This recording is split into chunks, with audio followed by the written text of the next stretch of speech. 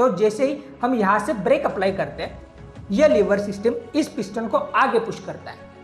ये दो पिस्टन्स बाहर की तरफ पुश किए जा रहे हैं, देन ये ब्रेक शूज भी बाहर की तरफ पुश किए जाते हैं। जो प्रेशर हम फ्लूइड के किसी भी एक पॉइंट पर एग्जर्ट करते हैं, तो वो प्रेशर फ्लूइड में सभी डायरेक्शन में इक्वली ट्रांसमिट होता है। यह brake shoes inner part of the wheel को अटैच होते हैं और फ्रिक्शन की वजह से ब्रेक अप्लाई होता है। So hello, how are you?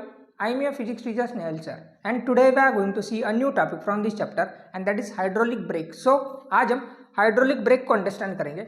सो ठीक है, स्टार्ट हो क्लास। तो देखो, प्रीवियस लेक्चर में हमने पास्कल्स लॉ की बात की है, एंड पास्कल्स लॉ में क्या बताता है कि the pressure applied at a point in a static fluid is transmitted equally in all direction. मतलब स्टैटिक फ्लूइड के किसी भी एक पॉइंट पर जो हम प्रेशर एग्जर्ट करते हैं, तो वो प्रेशर उस फ्लूइड में इक्वली ट्रांसमिट होता है।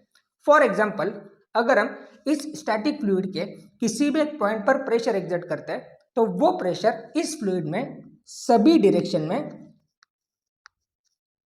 इक्वली ट्रांसमिट करता है।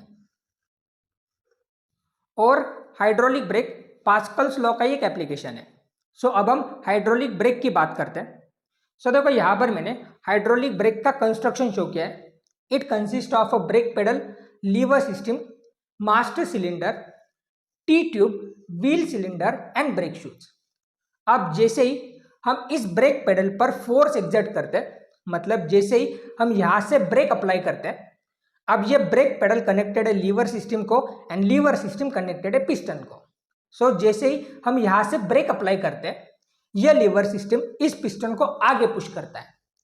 अब आगे इस टी ट्यूब के अंदर फ्लूइड होता है, दैट इज ब्रेक ऑयल। सो यह पिस्टन इस फ्लूइड को भी आगे पुश करता है, मतलब इस फ्लूइड के ऊपर प्रेशर एग्जर्ट करता है। अब पास्कल्स लॉ के हिसाब से जो प्रेशर हम फ्लूइड के किसी भी एक पॉइंट पर एग्जर्ट करते हैं, तो वो प्रेशर फ्लूइड में सभी डायरेक्शन में इक्वली ट्रांसमिट होता है। सो जो प्रेशर यह पिस्टन इस फ्लूइड के ऊपर एग्जर्ट कर रहा है, वो सेम प्रेशर आगे इस व्हील सिलेंडर के अंदर जो दो पिस्टन्स है उनके ऊपर भी एग्जर्ट होता है, और ये दो पिस्टन बाहर की तरफ पुश किए जाते हैं। देखो, पिस्टन ने यहां पर प्रेशर एग्जर्ट किया, अब ये प्रेशर यहां से आगे ट्रांसफर हुआ, यहां से नीचे ट्रांसफर हुआ, और इन दोनों पिस्टन को बाहर की तरफ पुश किया, और ये दो पिस्टन्स इन ब्रेक शूज को कनेक्टेड है। अब अगर ये दो पिस्टन्स बाहर की तरफ पुश किए जा रहे हैं, देन ये ब्रेक शूज भी बाहर की तरफ पुश किए जाते हैं, और ये होता है inner part of the wheel, मतलब व्हील के अंदर का पार्ट। सो अगर ये ब्रेक शूज बाहर की तरफ पुश किए जा रहे हैं, देन ये brake shoes inner part of the wheel को अटैच होते हैं, और फ्रिक्शन की वजह से ब्रेक अप्लाई होता है। देखो, हम क्या करते हैं, यहां से ब्रेक अप्लाई करते हैं। सो ये लीवर सिस्टम इस पिस्टन को आगे पुश करता है।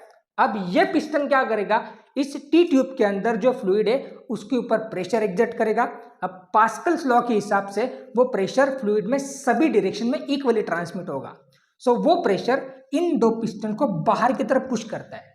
अब ये दो पिस्टन्स इन ब्रेक शूज को कनेक्टेड है। सो अगर ये दो पिस्टन्स बाहर की तरफ पुश किए जा रहे हैं, देन ये ब्रेक शूज भी बाहर की तरफ पुश किए जाएंगे, और ये होता है inner part of the wheel.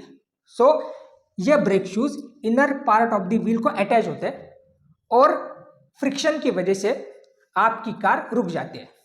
यहां से फ्लूइड दूसरे व्हील की तरफ चला जाता है। सो आज के लिए बस इतना ही। अगर आपको वीडियोस अच्छे लग रहे हैं, सो प्लीज लाइक कर देना, चैनल को सब्सक्राइब कर देना, शेयर कर देना, and thank you so much for your time.